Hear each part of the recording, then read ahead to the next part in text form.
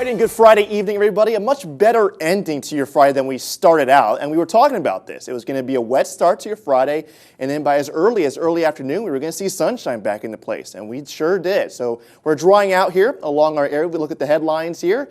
So we'll be dried out for Saturday, a mix of the sun and clouds, not completely clear, but better. It's going to be better the 2 days for the weekend as we look for another potent storm system early in the day on Sunday, which will bring in the polar cold front behind that. The waters, well, mix of sun and clouds, much better day. So if you're thinking about going out to the waters or doing anything at the beaches, Saturday is the day to do it. We're going to have very light winds, maybe a little bit of a chop still left over the coastal waters, but overall a much better day. 74 degrees. Sunset will be at 5:58 in the evening. Now let's get to business here. Here's the severe risk we have as of now. Now, if you remember on Friday, we were talking about a marginal risk. So for Sunday morning, a little bit of a higher risk at this moment. So we're still running the risk of isolated damaging wind gusts and a tornado risk across our area. Here's the way it's playing out.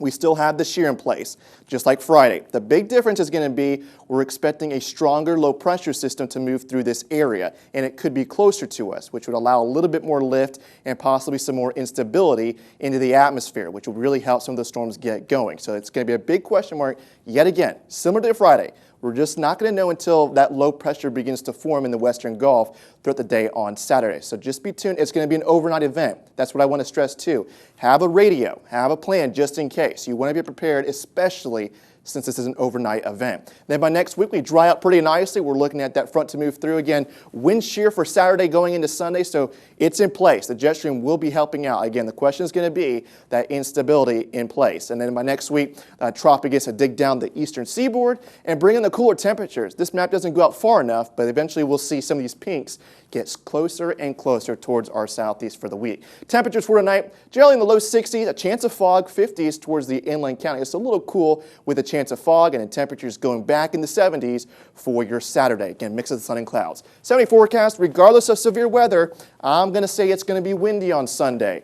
Looks like we're going to potentially have a stronger low, and that means we could see some gale warnings along the coastal arc. So just keep that in mind. And then next week, highs in the 60s, lows in the 40s, possibly some 30s inland. Ooh, cold. All right, that's it for now. We'll have another web weather update coming up on Saturday.